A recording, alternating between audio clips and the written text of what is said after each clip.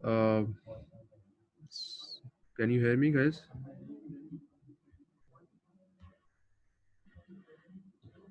Yes. जी sir. Okay. अच्छा, तो एक एग्जांपल लेके थी वो, I think we should do it, तो पढ़ लेते हैं. An air conditioner weighing 1 kilonewton is mounted on a platform which is subjected to harmonic oscillations at 500 rpm due to unbalanced engine in its vicinity. अच्छा, अब हो क्या रहा है इसमें समझ ले पहले. एक एयर कंडीशनर, एक सिस्टम जो है, ये एयर कंडीशनर कुछ भी हो सकता है. ये तो नाम लिखा हुआ है एयर कंडीशनर का. ये कोई आपके पास जो है साइंटिफिक इक्विपमेंट हो सकता है, ये कोई जो है आपके पास लेथ मशीन हो सकती है, मतलब कुछ भी हो सकता है. ये कोई भी ऐसी चीज हो सकती है जिसपे आपकी वाइब्रेशन होगी तो वो उसको अफेक्ट करेगी, उसकी मोशन को, उसकी जो फिक्सचर्स हैं उसको अफेक्ट करेगी, उसके नट्स बोल्ट्स को अफेक्ट करेगी, उस सिस्टम, उस पर्टिकुलर पार्ट को अफेक्ट कर सकती है. तो ये माउंट हुआ हुआ है, और करीब ही एक जगह से आपके पास हार्मोनिक ऑसिलेशंस आ रही हैं ड्यू टू अनबैलेंस इंजन. कोई इंजन लगा हुआ है, कोई लेथ चल रही है, कोई वाइब्रेटिंग सिस्टम चल रहा है, ठीक है, तो कुछ भी हो सकता है वो, और वो उस पर अफेक्ट कर रहा है. What is the required stiffness of a vibration isolator to achieve 80% isolation? ठीक है, अब वही बोल रहा है कि आपने स्टिफनेस निकालनी है वाइब्रेशन आइसोलेटर की, यानी कि आपने जो स्प्रिंग है उसकी स्टिफनेस निकालनी है कि वो वाइब्रेशन आइसोलेटर की तरह एक्ट करे और 80% वाइब्रेशन आइसोलेशन हो. ठीक है, कब करनी है? ए पार्ट जब जीटा 0 है, बी व्हेन जीटा 0.1. ठीक है, तो पहले तो सिर्फ बात यहाँ पे वाइब्रेशन आइसोलेटर की हो रही है, आइसोलेशन की हो रही है. तो वाइब्रेशन आइसोलेशन अभी मैंने बताया इसी में कि जब भी आपका आर जो है वो √2 से बड़ा होगा तो वो वाइब्रेशन आइसोलेशन के रीजन के अंदर होता है. सेकंड जो है पॉइंट इसमें वो ये है, खैर ये not important. Damping is present to protect against large amplitude oscillations during startup, necessary to reach a value of R. सही है, क्योंकि मैंने आपको बताया कि मशीन कभी भी जो है वो 100 आरपीएम से स्टार्ट नहीं होगी, वो हमेशा 0 आरपीएम से फिर 5, 6, 7. तो इस पूरे रीजन में ही मशीन को ऑपरेट करना है, लेकिन वो जब जो उसकी मैक्सिमम ऑपरेटिंग पॉइंट है, it has to be when R is greater than √2. वो ऑपरेट तो स्टार्ट में 0 से ही होगी, ऐसा ऐसा मूव करते हुए आप जा रहे होंगे राइट पे, लेकिन जो ये यहाँ पे जो ऑपरेशन होगा वो कम से कम होगा, ऑब्वियसली बात है, क्योंकि आपने मैक्सिमम जो मशीन को ऑपरेट करना है वो √2 के बाद करना है. क्यों करना है? क्योंकि आप वाइब्रेशन आइसोलेशन के एरिया में जो है वो काम करना चाहते हैं. तो पहले तो हमने किया क्या भाई, ऑब्वियसली यू नीड 80% आइसोलेशन, तो इसका मतलब आपको 20% आपने जो है उसको टीडी जो है वो आपको 0.2 हो गया. ठीक है, 80% आइसोलेट कर रहे हैं तो इसका मतलब जो 0.2% पहुंच रही है ऊपर. ठीक है, यानी कि अगर आपके पास बेस जो वाइब्रेशन है वो आपके पास 100 है, तो आपके पास जो आउटपुट की जो वाइब्रेशन है वो आपकी 20 होनी चाहिए. तो 80% रिडक्शन कहलाती है ये, कि base vibration is, let's suppose उसको नंबर दे दिया हमने बेस वाइब्रेशन को, वो 100 है जो इनपुट वाइब्रेशन है, और जो आउटपुट वाइब्रेशन है जो मशीन के ऊपर आ रही है वो जो है 20 है. तो इसका मतलब this is known as the 80% reduction. तो ऑब्वियसली 0.2 जाएगा वो टीडी जो है, जो ratio between X and Y. अच्छा, मास 1000 जो है वो गिवन है उसमें न्यूटन में, तो उसको आप केजी में कर लें. ओमेगा जो है वो 500 आरपीएम था, उसको आप जो है रेडियन पर सेकंड में कर लें, क्योंकि सब सारा काम हम रेडियस में कर रहे हैं. Now this is your formula, your TD which is 0.2 zeta and R. ठीक है, तो पहला पार्ट में जो है बड़ा सिंपल, जीटा 0 है, तो यहाँ से आप आर आराम से निकाल सकते हैं. तो जब आप इसको सॉल्व करना पड़ेगा, आप जीटा डालेंगे, थोड़ा सा आपको इसमें मैथमेटिक्स लगानी पड़ेगी, तो you will get, obviously you will get R. 4 value आएंगी ऑब्वियसली आर की यहाँ पे ना, क्योंकि ये R4 है, उसमें से 2 नेगेटिव होंगी, एक ही वैल्यू जो होगी वो जो है किसी कोई वैलिड रीजन होगा उसका, वो मतलब बिल्कुल पॉजिटिव होगी. और देखिए जो आर का जो आर की जो वैल्यू है उसमें देखना क्या है, नेगेटिव तो बिल्कुल आप डिस्कार्ड कर देंगे, तो नेगेटिव वैल्यू आर की आएगी, उसको डिस्कार्ड कर देंगे. और पॉजिटिव वैल्यू में आपने ये देखना है कि वो आर की value has to be greater than √2, क्योंकि आपने तो आइसोलेशन में रहना है. तो आइसोलेशन, वाइब्रेशन आइसोलेशन में रहने के लिए ऑब्वियसली आप, यही पॉइंट है कि आपका जो आर की वैल्यू होनी चाहिए वो √2 से बड़ी होनी चाहिए. तो इसीलिए हमने यहाँ पे सिलेक्ट जो आर किया है वो 2.449 किया है, विच इज ग्रेटर देन √2. तो अगर ये आर, अगर 4 वैल्यू आर की आ रही है, उसमें से 2 नेगेटिव आ रही है, एक जो है वो 0.5 आ रही है और एक 2.449 आ रही है, तो यू विल सिलेक्ट 2.449, क्योंकि you you have to be in the isolation region जो है आपका. ठीक है, तो that's why we selected this term 2.449. अच्छा, अब जब आर आ गया आपके पास, तो ऑब्वियसली ओमेगा एन जो है वो आप बड़ा आराम से निकाल सकते हैं. ओमेगा एन आ गया तो आप √k/m से, आप मास पता है आपको, तो आप k निकाल लेंगे वहां से. तो यू विल, तो ये जो काम था वही तो काम था हमारा कि हमने स्टिफनेस निकालनी थी. तो आर निकाला, वहां से ओमेगा एन जो है वो निकाल लिया क्योंकि ओमेगा इज गिवन 500 आरपीएम, तो आराम से आप ओमेगा एन का फिर फॉर्मूला लगा के के अंडर रूट के ओवर है आपसे वहां से आपने के निकाल लिया। अच्छा for the second part exactly similar काम करना है, अब सिर्फ फर्क ये होगा कि जीटा जीरो नहीं है, तो नाउ जीटा इज 0.1, आप 0.1 डाल देंगे, इसको सॉल्व करेंगे तो you will get this formula of R. चार वैल्यू अगेन आएंगी आपके पास और उसमें से एक ही वैलिड होगी। अब यहाँ आर स्क्वायर, जैसे अब ये आर फोर की जो आपकी इक्वेशन थी इसमें से आपके पास आर स्क्वायर की दो वैल्यू आ गई, तो दिस इज -3.64, इसको डिस्कार्ड करते हैं सिंपल।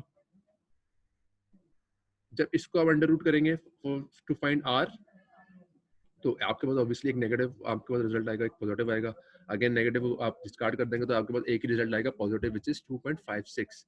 तो ये आर आके 2.56, ये कब आया जब आपके पास जीटा 0.1 है। और आप फिर यहीं से वही काम करना जो सारा जो यहाँ काम किया है, सारे वही स्टेप्स हैं। आपने ओमेगा एन निकाला, यू विल फाइंड द के, और फिर आप ने का रिजल्ट आ गया के का।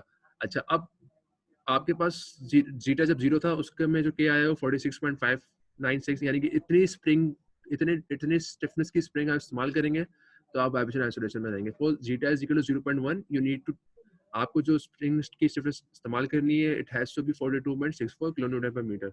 ठीक है, तो अब ग्राफ से देखते हैं उसको। देखें, अगर मैं ग्राफ से पहला जो पार्ट था जिसमें जीटा जीरो था वो आर 2.50 था, तो where is R 2.50, this is R, this is 2, this is 3, तो बीच में होगा कहीं, तो दिस इज 1 इज, थोड़ा हमने अंदाजा लगाने के लिए इसको ब्लू में शो कर दिया है।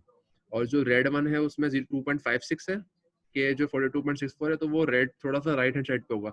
आप जब के सिस्टम का कम करते हैं तो जो आपका ग्राफ है वो राइट हैंड साइड पे शिफ्ट होता है। ठीक है, तो ये जो के है ये आपकी जो है हाईएस्ट वैल्यू है। आपने के हमेशा इससे कम रखना है, चाहे आप जीटा जीरो की बात कर रहे हो, 0.1 की बात कर रहे हो, आपने के हमेशा से कम रखना है। वजह क्या है इसकी, जब आप के को मजीद कम, लेट सपोज ये 46 या 42 है, आप इसमें के जो है वो 40 सिलेक्ट करते हैं कि मुझे स्प्रिंग जो चाहिए 40 सिलेक्ट करनी है, तो आप राइट पे जाएंगे, लेफ्ट पे नहीं जाएंगे आप। और राइट, जितना आप राइट पे जाएंगे उतने आइसोलेशन ज्यादा होगी। तो बेसिकली के की जो वैल्यू है, any stiffness lower than the calculated value will result in a higher vibration isolation. तो इसको आप 46.60 से आगे नहीं जा सकते, 50 पे जाएंगे तो obviously you will move to the left hand side, तो आप लेफ्ट पर होंगे कहीं। But if you go below the 42 या 40 पे जाते हैं, 35 पे जाते हैं, तो आप आपके लिए बेहतर है कि आप राइट हैंड साइड पे मूव कर रहे हैं। तो आप हमेशा जो है वो लोअर वाली रेंज सेलेक्ट करते हैं। ठीक है, तो जो भी आप सिलेक्ट वाइब्रेशन आइसोलेशन पेड्स और स्प्रिंग विद सेम और lower stiffness than the calculated ones, तो either you will take the stiffness as this one, यानी कि आप जो स्प्रिंग खरीदने जाएंगे मार्केट में या जो आइसोलेशन पेड्स आप खरीदने जाएंगे तो you will either take this stiffness value, या इससे कम पे जाएंगे, इससे ऊपर पे नहीं जाना। इससे कम पे जाएंगे तो अगेन मैं बता चुका हूँ आपका जो ग्राफ होगा, जो ऑपरेटिंग पॉइंट होगा वो राइट पे शिफ्ट होगा। ठीक है, और अगर आप के जो है वो ज्यादा पे जाते हैं 50-55 पे जाएंगे तो आपका जो ग्राफ है वो लेफ्ट पे शिफ्ट होगा। आप हमेशा ये चाहते हैं कि आप राइट पे जाएंगे, क्योंकि राइट, जितना राइट पे जाएंगे आप उतना आइसोलेशन बेहतर हो रहा है आपका। ठीक है, तो हमेशा आपने याद रखनी है बात। अच्छा, just go through the examples of 3.4 and 3.5, तो ये जरूर आपने देखना है, बुक से ये है। इस कॉन्सेप्ट है, इसमें तो कोई भी अच्छा इसमें एक बात और बड़ा ख्याल रखें कि देखें जीटा जीरो है, जीटा 0.1 है, डजेंट मैटर। आइसोलेशन में जब आप होते हैं तो इतना फर्क नहीं पड़ता, तो कोई खास के में भी फर्क नहीं आया, कुछ खास आर में भी फर्क नहीं आया। वजह क्योंकि जब जीटा, मैंने बता चुका हूँ मैं, जब आप वाइब्रेशन आइसोलेशन के रीजन में होते हैं तो डजेंट मैटर है कि आपका जीटा क्या है। अगर जीटा जो है वो 0.8 भी होता फिर भी आपके पास ज्यादा कोई के में फर्क नहीं आता, आर में भी फर्क नहीं आता, क्योंकि वो जो वाइब्रेशन आइसोलेशन का रीजन है आफ्टर √2, वो it doesn't depend on the zeta value. ठीक है, तो वो सिर्फ आर की वैल्यू पर डिपेंड करता है।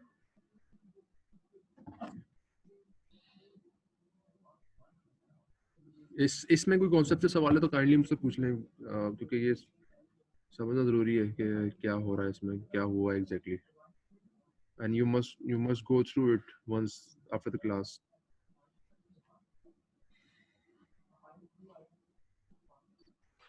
सर जी, सर वो एक दफा के और ग्राफ का रिलेशनशिप जरा दोबारा बता दें, रिपीट कर दो। मैं बता देता हूँ। देखो, इसको समझने का तरीका ये, this is R which is omega divided by omega N. Let's say omega is constant. ठीक है, ओमेगा इज कांस्टेंट। अब मुझे आर जो है बढ़ाना है, तो आर क्योंकि राइट हैंड साइड पे बढ़ रहा है ना आर, तो रूट मुझे राइट पे जाना है तो मुझे आर बढ़ाना है। ओमेगा कांस्टेंट है तो ओमेगा को तो छोड़ दो। नाउ अगर ओमेगा एन का फॉर्मूला लिख लेते हैं, ओमेगा एन का फॉर्मूला क्या होता है, अंडर रूट के डिवाइडेड बाय एम। मास को छोड़ना है, सिर्फ आप के को देख रहे हैं इस पर, क्योंकि मास आप चेंज नहीं कर सकते, मास तो कांस्टेंट है ना, कि आपने तो स्टिफनेस सिलेक्ट करनी है। अब आर को अगर मुझे बढ़ाना है, obviously I want my omega N to reduce, ठीक है। अगर मुझे आर को बढ़ाना है और ओमेगा इज कांस्टेंट, तो ओमेगा एन कम होना चाहिए, ओमेगा एन कम होगा तो आर बढ़ जाएगा। अब ओमेगा एन कैसे कम होगा, कि मैं के की कम वैल्यू सिलेक्ट करूंगा अगर, तो अगर ओमेगा एन ऑब्वियसली, अगर मुझे ओमेगा एन को कम करना है तो मैं के, जो कम वाला जो के है वो सिलेक्ट कर लूंगा, तो ओमेगा एन कम हो जाएगा और आर की वैल्यू जो बढ़ जाएगी, तो मैं राइट हैंड साइड पे चला जाऊंगा। इसीलिए जो भी के की वैल्यू यहाँ पे हम सिलेक्ट, जो भी हम यहाँ पे यूज करते हैं, या तो एग्जैक्टली वही इस्तेमाल कर लो जो लिखी हुई है, या उससे कम वाली ले, आपने ऊपर वाली नहीं लेनी, क्योंकि आप कम वाली लेंगे तो you will go towards the right hand side, आपका आर बढ़ेगा। के जितना कम करेंगे उतना आर बढ़ेगा आपका, और के जितना ज्यादा करेंगे उतना आर जो है वो कम होगा। तो हम तो यही चाहते हैं कि के जो है वो कम से कम कम, और जितना कम कर सके वो हो, ताकि हम राइट हैंड साइड पे जाएं और मजीद आइसोलेशन मिले हमें, ठीक है। क्योंकि ऐसा भी हो सकता है कि आप के जो है बहुत ज्यादा बढ़ा दें, तो हो सकता है हम यहाँ कहीं जो है उस आइसोलेशन पीरियड से ही बाहर आ जाएं, ऐसा भी पॉसिबल है, ठीक है। तो वो इसलिए नॉर्मली क्या करते हैं हम, जो भी के की वैल्यू आ रही होती है या तो वही सिलेक्ट कर लेते हैं या हल्की सी कम, क्योंकि देखें आपको मार्केट में जाएंगे तो एग्जैक्टली इस नंबर का के स्टिफनेस नहीं मिलेगी, हो सकता है आपको जो है एक 50 की मिल रही हो और एक 40 की मिल रही हो। अगर आपके पास दो चॉइसेस हो, एक 50 की खरीदने में और एक 40 की, तो आप 40 पे जाएंगे, क्योंकि 40 इज बेटर देन 50। 40 में आप जो है आपका आर जो है मजीद बढ़ जाएगा और आप राइट हैंड साइड पे चले जाएंगे। Did you get the point? ठीक है सर, समझ आ गया। Yes Okay, sir, thank you. no problem. Any more questions, guys? मुझे बता दो यार, तो everything. समझ, are you getting the point?